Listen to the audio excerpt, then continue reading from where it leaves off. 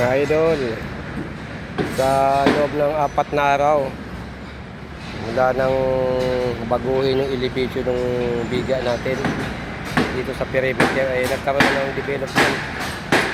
Ayan na yung pinali talaga na drawing nila at yung elevation na tama para sa cutting list ay mga idol. Nalagyan na rin siya ng top bar perimeter. Ayan, yung extra top bar pala natin mga idol, naka elover 4 yan, yung top bar extra. Bali may top bar siya na extra na didusi rin dahil yung bottom natin dito sa first layer, yung sa one way natin ay didusi din lang yan. Naka-spacing yan ng 12.5 mga idol. Ayan o. Tapos naka-crank siya, naka-drop siya ng 8.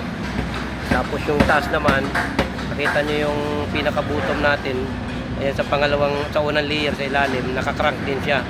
Bali, inangat yung bakal doon sa ilalim, kinrank siya pataas. At yun namang extra natin sa top bar, naka-crank siya pababa. Ayan, naka-bend siya.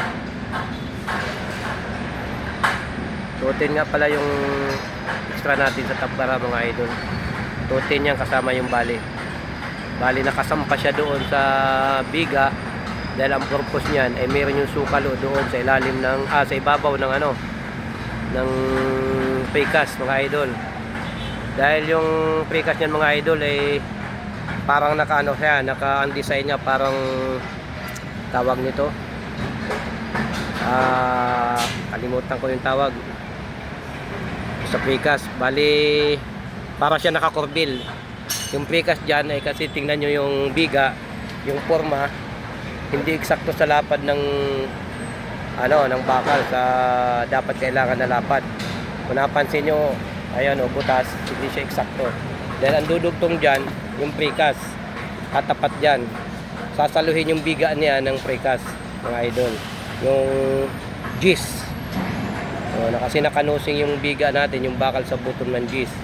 Yung forma doon sa bottom, yung runner dyan ay kulang naman ng gis yung plywood, kaya doon isasalpak yung yung big precast natin na wall, yung may pinaka siya para nakakorpel, nakanusing ganon. At ang isa pa rito mga idol, ito nga continuous din ito. Kung nakikita nyo yung island na yan, yung mataas na yan, papatungan ng machine, continuous yan hanggang yan dito. Itong forma abot dito. Itong may highlight na puti na yan, hanggang dyan yan. Yung yan idol, mga kabakal. Ito nga, malaki na yung development. Siguro mamayang gabi ay magkakaroon na ng ng precast ulit. Pagkabit o mag-i-erect na dyan ng precast sa perimeter na yan mga idol. Kasi 80% na yung natapos dito sa area na to. Ayan, ready for installation ng precast. Dito tayo sa bandang dulo nito mga idol. Ito naman, continuous pa rin yung pagbabali ng bakal dito, pag-crank. Ayan, binabalian pa ni Danny. Kasi lahat yan paikot, naka-crank. Kung ano yung design dito sa area na to, sa perimeter, yun din yung design dito sa lugar na to, sa area na to.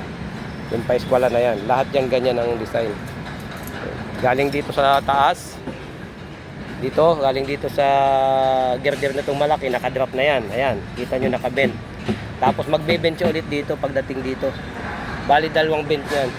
Lumalabas siya na nakabangka para tuloy siya naka 2-way na dito sa perimeter. Yung design na ng bakal dyan, yung drawing ng bakal, naka 2-way siya dito sa banda rito. Pero doon sa side na yon, dito sa left side, naka 1-way lang yan. Pero pagdating dito, naka 2-way. Magkaiba yung design ng bakal dito mga idol. Kaya nga pala mga idol, kung dumaan ito sa inyong mga wall, pasupport naman ako sa aking YouTube channel, Ariel Vlog. At ganoon din sa aking Facebook page, Kabakal. Maraming salamat mga idol.